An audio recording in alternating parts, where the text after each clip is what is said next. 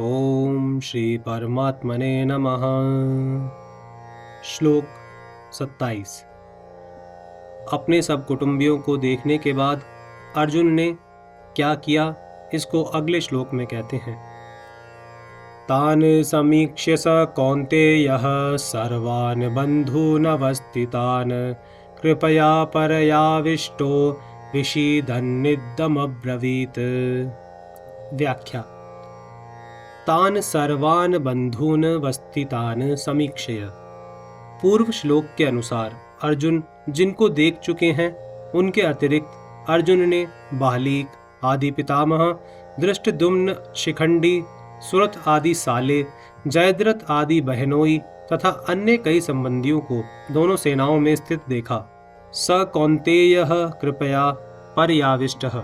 इन पदों में स कौन्तेयः कहने का तात्पर्य है कि माता कुंती ने जिनको युद्ध करने के लिए संदेश भेजा था और जिन्होंने शूरवीरता में आकर मेरे साथ दो हाथ करने वाले कौन हैं, ऐसे मुख्य मुख्य योद्धाओं को देखने के लिए भगवान श्री कृष्ण को दोनों सेनाओं के बीच में रथ खड़ा करने की आज्ञा दी थी। वे ही कुंती नंदन अर्जुन अत्यंत कायरता से युक्त हो जाते हैं।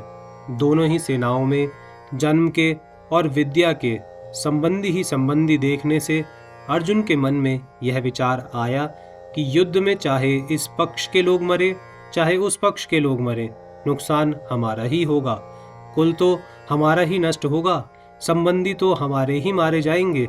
ऐसा विचार आने से अर्जुन की युद्ध की इच्छा तो मिट गई और भीतर में कायरता आ गई। इस कायरता को भगवान ने आगे कश्मलम तथा हृदय दौर्बल्यम कहा है और अर्जुन ने कार्पण्य दोषोपहत स्वभावः कहकर इसको स्वीकार भी किया है। अर्जुन कायरता से आविष्ट हुए हैं।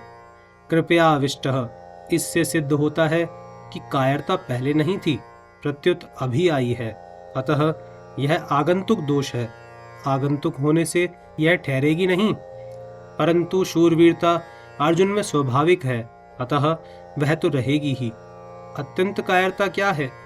बिना किसी कारण निंदा, तिरस्कार, अपमान करने वाले, दुख देने वाले, वैर भाव रखने वाले, नाश करने की चेष्टा करने वाले दुर्योधन, दुशासन, शकुनी आदि अपने सामने युद्ध करने के लिए खड़े देखकर भी उनको मारने का विचार न होना, उनको नाश करने का उद्योग न करना, यह अत्यंत कायरता रूप दोष है। यहाँ अर्जुन को कायरता रूप दोष ने ऐसा घेर लिया है कि जो अर्जुन आदि का अनिष्ट चाहने वाले और समय समय पर अनिष्ट करने का उद्योग करने वाले हैं, उन अधर्मियों पापियों पर भी अर्जुन को करुणा आ रही है।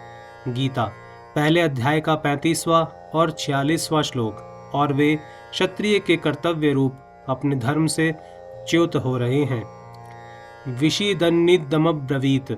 युद्ध के परिणाम में कुटुंब की, कुल की, देश की क्या दशा होगी, इसको लेकर अर्जुन बहुत दुखी हो रहे हैं और उस अवस्था में वे ये वचन बोलते हैं जिसका वर्णन आगे के श्लोक में किया गया है।